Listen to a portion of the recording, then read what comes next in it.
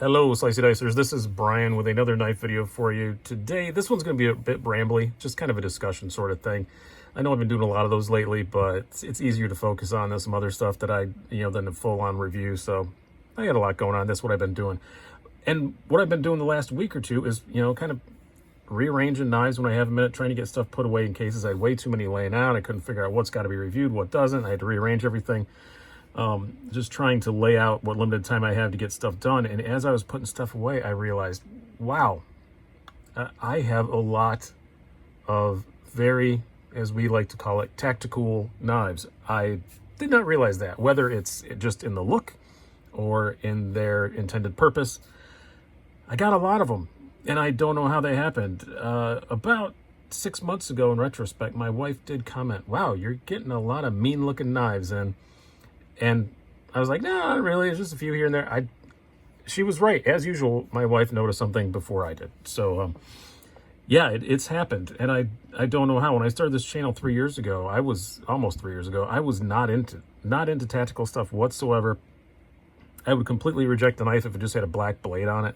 And I think, I'm not into that crap. I don't need anything like that. And now, most of these have coated blades. I still don't prefer coated blades. I still prefer non-coated when that option is available.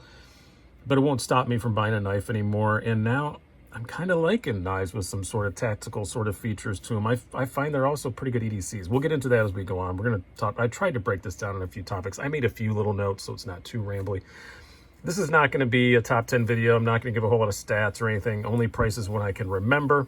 And a lot of them are going to be wild guesses. So if I'm wrong, I'm wrong, and I apologize in advance. But the first question, how? I don't know how it happened. I guess just as your knife collection tastes evolve, you want something a bit crazier. I just did a video, I don't know what order these are going up. I think it probably went up last night about my top 5 dumbest knives. Notice none of those were particularly tactical. They were just big and dumb. That'll be linked at the end if you want to go check that out. But yeah, I'm not sure how it happened. I think it's just as you evolve, you want cooler stuff. And if you think this is cool, that's what you grab. And I don't always think really tactical stuff is cool, but sometimes I do. And now it doesn't stop me. Now I just succumb to the desire to have it. And if I have the means and I can make a video out of it, I'll get it. So what makes a tactical knife? Well, there's a few things. Sometimes it's just the look. This bug out is an example of this. I don't think anybody would consider the Benchmade bug out a tactical knife, but it's all blacked out. It's definitely trying to cue into that tactical sort of vibe, that, not going to give off any reflection kind of thing, So no, I don't think anybody would consider a bug out to be a tactical knife, but it has that tactical look to it. A lot of the other ones here are designed to be that. The SOG, can't remember the name now. Name escapes me. SOG Pentagon. Sorry about that. Obviously, Pentagon. Should remember that, moron. Pentagon, named after the military. It's obviously designed for military kind of use. Studies and Observations Group. They, design a lot of military stuff. Obviously, this is meant for military use. The Benchmade Presidio, even though this is the mini and it is the non-coated blade, it's designed for law enforcement. It's from their Black series. It's designed for first responders and LEOs, and especially the large one. It is an excellent knife for that, but it also makes a pretty good EDC. The first one that I got, I would say that fits this one I got actually pretty soon after the channel started, the American Lawman. You got to hear the song, obviously by the name, designed for police officers, and it is an excellent knife for that.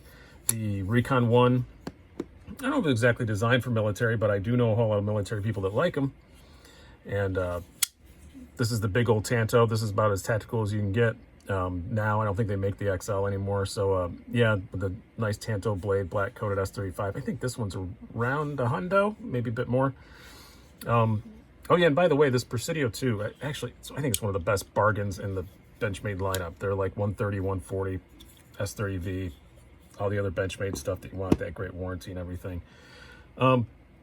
And another one, definitely very purposefully designed. This is the Protect TR3, but this is the operator version. The operator version has an iridium push button and 0 logos. So I guess if you are captured behind enemy lines or something, I don't know. But there's no markings here anywhere to say that it's ProTech, that it's made in America, anything like that. And it's just cool looking. It's just really cool. These are really hard to come by, especially this TR3 one's gone. They're kind of going through the operator treatment with all theirs. And this one's long since gone. I think they were like $290, something like that. So it can be either just a look or a purpose. I mean, this was designed, this is the Spyderco Canis. It was designed for self-defense, that Wharncliffe blade and all that stuff. It's designed for that. Works great in a reverse grip and all those things you'd expect in a self-defense kind of knife. But also, still, like I said, a really good EDC. And that's what all these ones here are that go together, I would say. All of them are pretty good EDCs. Even this Hogue Compound OTF, it's a fairly good size OTF. Definitely looks very tactical, especially with the coated blade. You can get it without the coated blade, and you can get it in a whole bunch of other kind of tactily sort of colors. Pretty unique in that it's an OTF with a G10 handle. It's got an aluminum chassis, but G10 handles, I like that about it, actually. It makes it a lot grippier than a lot of them. You'll see a full review on this, don't worry. But even this, not a bad EDC. If you want an EDC and OTF, it's a pretty darn good one. Nice deep carry pocket clip. It's light, you know, the action's easy.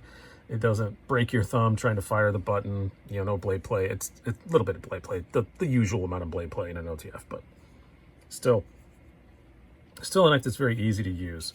Even the big old Recon 1, that's the biggest one here, but it's really slicey. You know, it's a cold steel. You know it's sharpened really well. S35 VN, you know that they did a good heat treat on it, and it's got a nice hollow grind. I still like this for cutting cardboard and things like that. And it's not horribly overweight. It takes up a lot of room in the pocket, but it's very light, so still can be carried. So yeah, just because it's got some tactical features doesn't mean that it's not a good EDC. And brings me to my last kind of point, I guess, is as long as it still works as a knife and you can still carry it, as long as it tickles your stupid man brain or your stupid lady brain. But either way, like sometimes you just like it because it's kind of badass, you know? I mean, definitely, I've joked about it. I think I posted on the Instagram picture when I posted this. I think I mentioned it in the review as well. It's been proven by science that this operator TR3 makes me 15% more badass, which makes me 20% badass when I'm carrying this. It's just stupid man brain, you know? Makes you feel, you know, like maybe your dingus twitched, you know? It's just I like it. I like it. Everybody does. Every man, whether you want to admit it or not, and a lot of ladies too. It just makes you feel cool. And as long as it's something that works well for you in your daily life, it's fine. Buy the crazy tactical one. If it brings you joy and happiness, then do it. So I just didn't realize that it had happened. So that's kind of the reason I'm doing this video. It just kind of snuck up on me. So has this happened to anybody else? I guess is the point of this discussion. Comment down below. Have you found yourself buying a lot more black knives lately? A lot of stuff that says was designed for tactical use, you know, and all that stuff. It was designed for, you know, for personal defense and all that kind of stuff. I mean, I don't go crazy with it. These are probably the most tactical ones I have. I know there's a few more, but I think these are the most tactical that I have. But let me know in the comments down below. I'm still turned off when I see someone prominently say in an ad, all they say is tactical, tactical, tactical. That turns me off. But obviously, I still buy a lot of them. So let me know in the comments if this has happened to you, if you've ever seen your collection going this way. Maybe you see it going the other way. Just a quick little discussion video for what I think will go up on a Saturday night. So hope you guys have enjoyed this. I've been Brian. Have a good one.